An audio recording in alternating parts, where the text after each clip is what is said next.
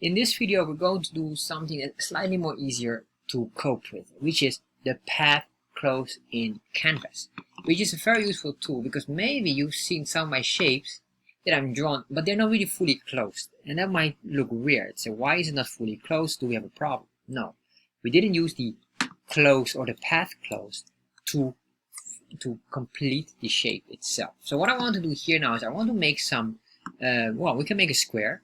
Let's make a basic square here, and from there on we can start to create the lines and then close the entire shape. And let me give you a quick warning here. Normally we don't have to make a square with our lines. Why? Because by default we have a canvas feature for that, but I will cover that later on. However, it's a very easy shape to start with, so let's start to do that, and later on I'll show you some more complicated items. So first of all, we're going to say a CTX, and we say here begin path. So we want to say here, alright, let's start with this shape. The next thing what I want to do is to assign a color. So I'm going to say here stroke style, and the stroke style will be color red, and then CTX line width to give it a nice visible line. Let's make it 5 pixels or 10 pixels, that'll be fine.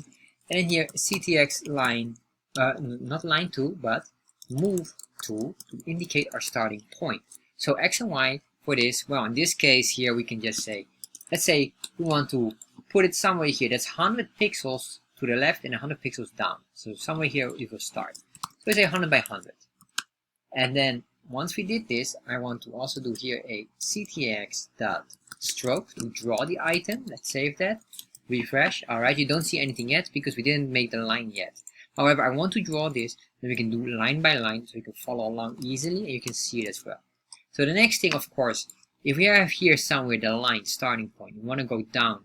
Let's say we want to go down 200 pixels.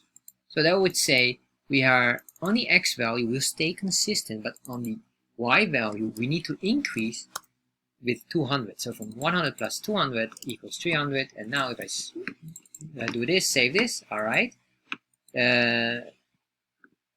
Alright, so the reason why it doesn't work, sorry, I was just looking why I have this here move to, I'm just copying this. Don't do that, of course. Line 2. Move to indicates starting point. Line 2, of course, is the line being drawn. So there we are. So now we have our line being drawn, or at least the line moving here, because the stroke itself draws the line. This is just the movement of the line, what position. So next one is, I want to go now to the right side. So what I'm going to do here, we do another line 2. Basically, the Y values stay consistent, but the horizontal level, we're going to move with 300 pixels. So on vertical level, we just stay on 300, but horizontal, we go from 100 to 300. And if I save this now and refresh, you can see that. Alright, so now we can do it quickly, and we can do here this one. And then what we can do here is, well, this will be same. We will not move it left and right, but we will go up here to the very top, matching with this here. So that would indicate that we go back to 100. So once we have this now. And now it's a question, do we need to go basically back there, yes or no? Well, the answer in this case is no. What we can do here now is we can say CTX, and then we can say close path. Doing this, it will understand that we need to just create the shape, and it will then color it on its own.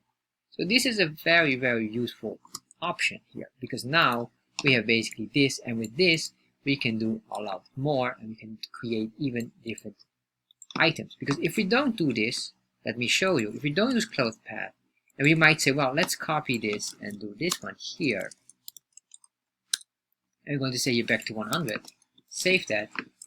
This looks good, but there's a problem here, because here we have this edge that's missing, and this is basically the line joint method issue. As you remember that once we want to connect these lines, we have multiple lines combined. So basically here the line joining here is already done with the line 2 consistently. So, and if you want to make sure that we join this 2 again, because right now it doesn't see this really as one complete shape. With this close path, save that, there we are. And then we have that one, we can just even remove that, save that, and this here saves us a nice chunk of code or another line of code. So this is basically the way how we can use close path.